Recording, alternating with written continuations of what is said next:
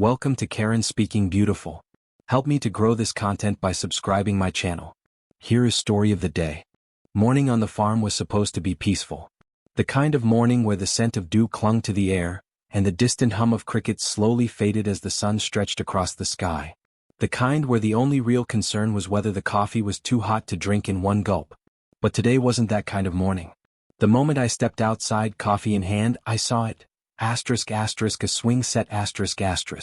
Not just any swing set, but a massive jungle gym contraption, complete with monkey bars, a slide, and 2 yellow swings that swayed in the breeze. It loomed beside my barn, an awkward addition to the rugged simplicity of my land. And worse, it wasn't just sitting there. It was chained to my barn. The coffee in my hand suddenly wasn't as important as the audacity staring me in the face. I marched forward, boots crunching against the gravel, and ran my fingers over the thick metal chain that looped around the corner post of my barn, its links padlocked tight. The sight of it, so intentional, so brazen, made my jaw tighten. I knew exactly who was responsible. Before I could even let out a full breath, a voice drifted over the fence. "Oh good. You're up early. I was hoping we could chat. Karen." She strutted toward me from the other side of the property line, the kind of woman who moved like the world existed to accommodate her. Flawless nails, a designer windbreaker, and an expression that managed to look both smug and condescending at the same time. I didn't say anything at first, still taking in the sheer absurdity of what I was looking at. She didn't wait for a reply. "I had the swing set moved over last night. Looks good, doesn't it? The kids needed more room, and your barn is the perfect anchor." There was something almost casual in her voice, like she just borrowed a cup of sugar instead of literally chaining a massive structure to my property. I took a slow breath. "Karen." I forced my voice to stay even. "What the hell is this?" She blinked, tilting her head as if I just asked her why the sky was blue. "It's my kid's swing set. And it's chained to my barn." "Well, obviously." She laughed, flipping a hand like that fact was inconsequential. "I couldn't let it tip over. It's really windy out here sometimes, you know?" I stared at her, trying to decide if she was messing with me or if she was actually this deluded. "You can't just attach your stuff to my property." Karen sighed dramatically, like I was the one being unreasonable. "Oh come on. It's just temporary. This weekend is Mason's birthday party, and I need the extra space for the bounce house. This way the kids have plenty of room to play without tearing up my lawn." I let that sink in. "So you decided to bolt your swing set to my barn because you didn't want it messing up your grass?" "Exactly." She beamed. "See? You do get it." I clenched my jaw so hard I could feel my molars grind. "Karen, I don't care about your kid's birthday party. Move it." Her smile didn't falter. In fact, she had the nerve to laugh. "Oh, don't be so dramatic. It's not hurting anything. It's not like you even use this side of the barn. That's not the point." I stepped closer, lowering my voice. "You didn't ask. You didn't even bother to tell me. You just helped yourself to my property like it was an extension of your own." Now she rolled her eyes, crossing her arms. "It's one weekend. I don't care if it's 1 hour.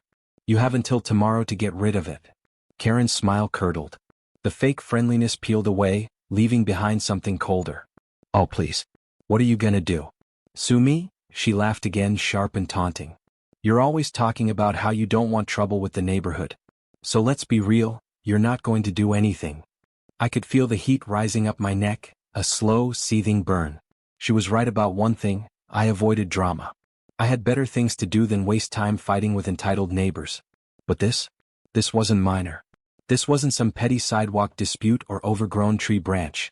This was my land. Karen must have seen the shift in my expression because she flipped her hair, smirking. "Look, just chill out, okay?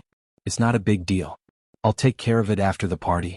But if you want to be a total grump about it, well, I guess that's your choice."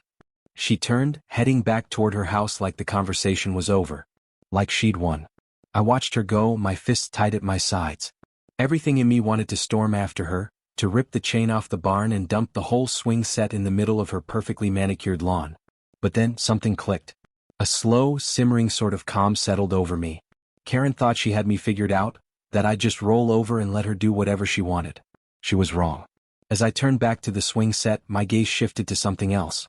My tractor sat a few yards away, parked near the fence, its engine waiting. An idea started to form. Sharp, clear, and deliciously petty. If Karen wanted to be bold, then she'd get bold right back. and I was going to enjoy every second of it. The next morning I stood by my tractor, arms crossed, watching the swing set sway gently in the early breeze. The chain glinted in the sunlight, still wrapped tight around the corner post of my barn, a silent taunt left by Karen. I'd given her the chance to fix it. She hadn't. Now it was my turn. I climbed onto the tractor, the familiar creak of the seat settling beneath me. The engine rumbled to life, vibrating under my hands as I gripped the wheel. There was something satisfying about the power of it, the raw force humming beneath the surface. With one last glance toward Karen's house, I shifted gears and rolled forward. The swing set was sturdy, but so was my tractor. I moved slow at first, testing the tension of the chain. It resisted, straining against the metal links, the locked padlock holding firm. But I had no intention of stopping. I pressed the gas, inching forward, the tires digging into the dirt. Then, a snap, The chain jerked, groaning under the pressure before it ripped free from the barn post. The entire swing set lurched forward, dragged along behind me. The plastic slide scraped the ground, the swings bouncing wildly as the whole thing screeched across the gravel. I barely made it 10 feet before I heard the scream. "What the hell do you think you're doing, Karen?"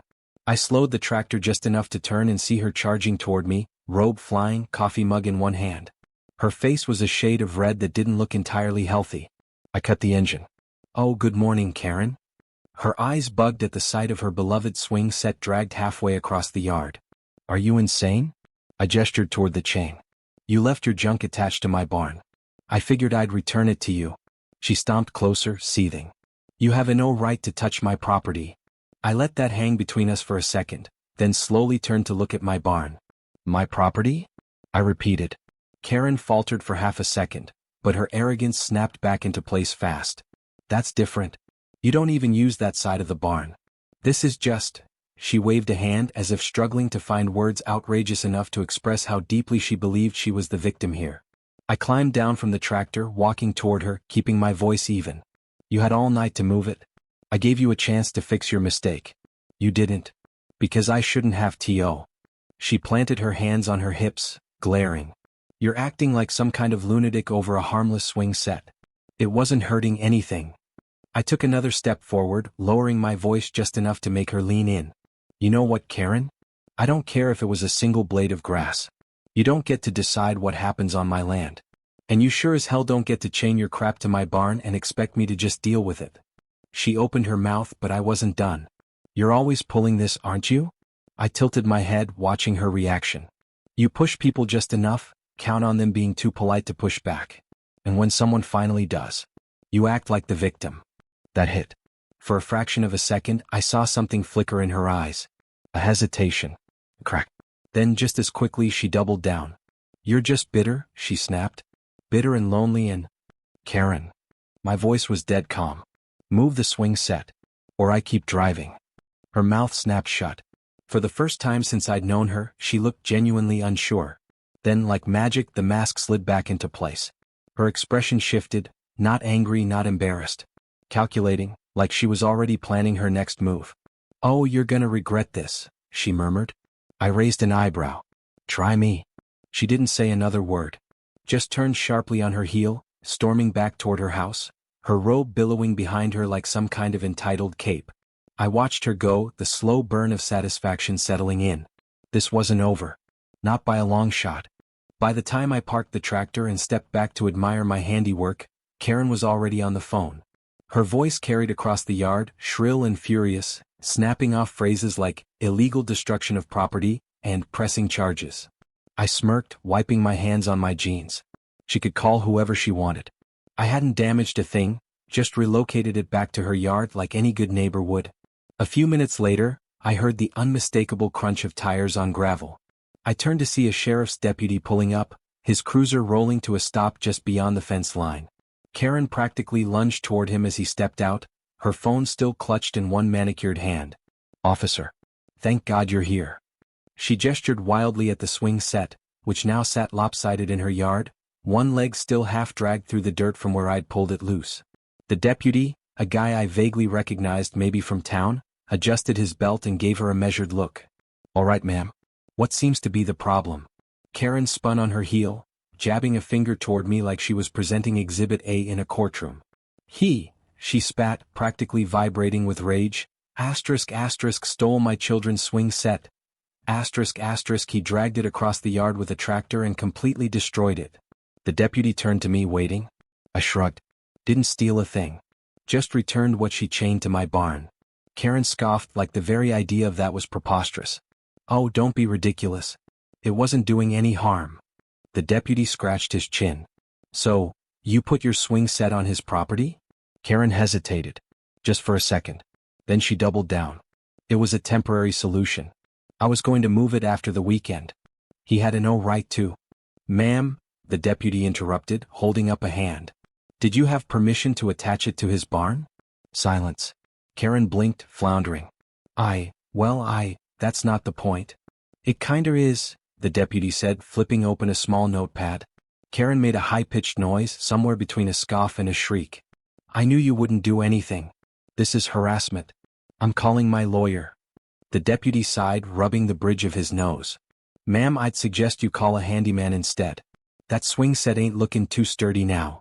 Karen gasped, whirling back to me. You'll pay for this. I folded my arms. Looks like I already did. With my land.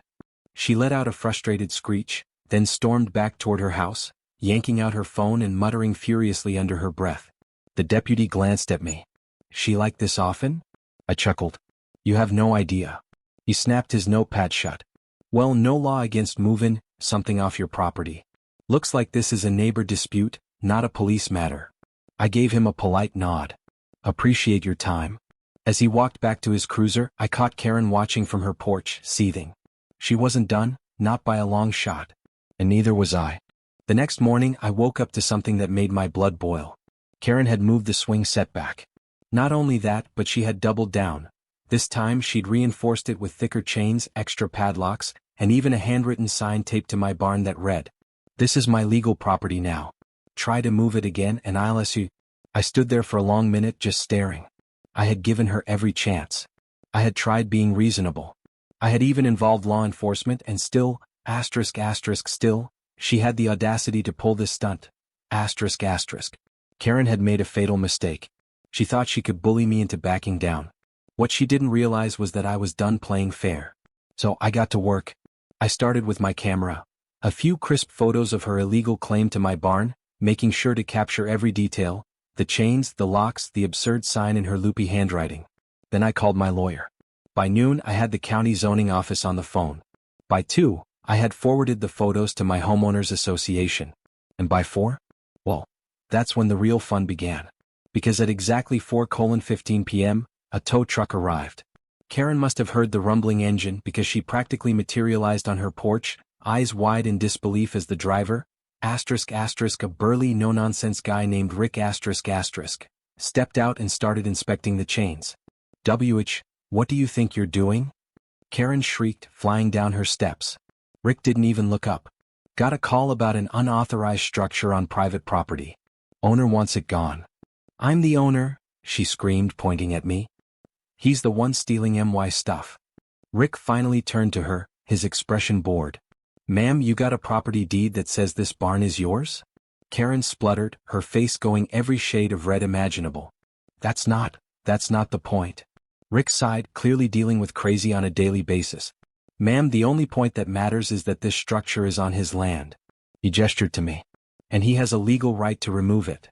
Karen looked at me then, truly looked at me, as if suddenly realizing this wasn't going to end the way she thought it would. I gave her a slow, deliberate smile. Then Rick revved the tow truck's engine.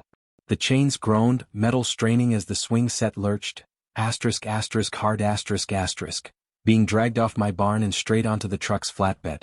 Karen let out a horrified scream. Stop. You can't do this. Rick ignored her, securing the swing set with thick straps. I folded my arms, enjoying the view. Then for the grand finale I held up my phone. By the way, I said casually, I also forwarded those photos to the county. Turns out, attaching personal property to someone else's structure without permission is a violation of zoning laws. I raised an eyebrow. Oh, and guess what? There's a fine. Karen staggered back like I'd slapped her. Her mouth opened and closed, but no words came out. Rick finished tightening the straps, then gave me a thumbs up.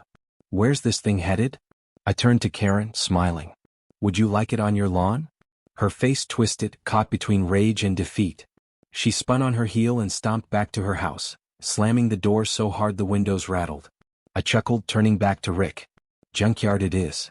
As the tow truck rumbled away, I stood there for a moment, hands in my pockets, watching it disappear down the road. Karen had picked the wrong neighbor to mess with. And now, she'd never forget it.